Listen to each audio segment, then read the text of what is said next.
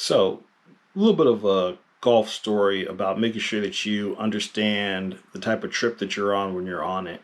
I've had two very clear experiences where I didn't understand the type of trip I was on when I thought it was a golf trip.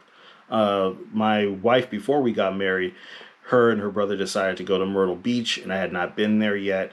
And I thought it would be a good idea to turn that into a golf trip, but I was the only golfer there. It was supposed to be a romantic getaway trip, but the golfer and me didn't know that. So I golfed every day of that trip, and that is something I hear from quite often.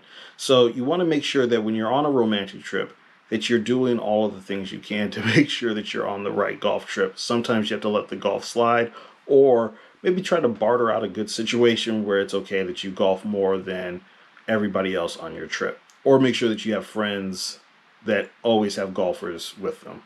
And then the next big trip that I probably made a huge mistake with was a gift from my wife. So when we got married, I got my wife a really nice bracelet, and then she one upped me by getting me a trip to St. Andrews and to Scotland to play the old course. In that package, she offered a few other courses that were great. And when I received it, I noticed that I had rounds scheduled every other day, which I thought was awesome because I can then personalize the trip and add more golf to it. And then she said, "No, I'm coming with you. Those will be the days that we explore Scotland." And I was happy with it because I got to play Glen Eagles, and that's a phenomenal property. If you ever get a chance to be in Scotland, definitely stay at Glen Eagles. It is my favorite resort. It is my favorite hotel I have ever stayed at in the world. And the King's Course is the most underrated course in all of Scotland.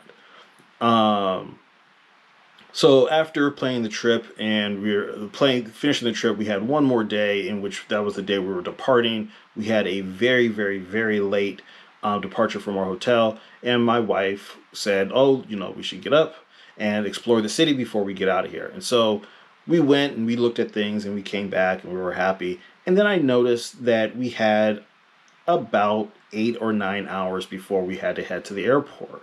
And I said, "Hey, you know what? There's this really great course not far from here called Crail. I was wondering if I should probably go and play that." And she, being my new wife at the time, said, "That's your decision." And I knew when she said it that she meant for me to say no. But I also knew I really wanted to play this course. And so I left. And when I came back, we didn't talk until we were halfway over the Atlantic, and she needed to say, "I need to get by you to get out of this row."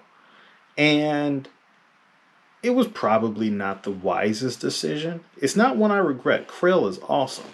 It's a great experience. It's something that you definitely want to take in.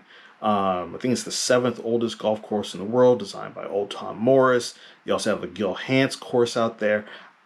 But that's not the point. Know the trip you are on and plan accordingly.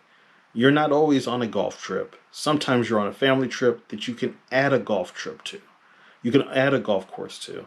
Sometimes you're on a romantic trip and you can add a course. I'm very fortunate that we had a situation in Barbados in which we've come to the understanding that I will golf every other day on whatever trip we take as a family or as a romantic getaway. I call these the Barbados Accords.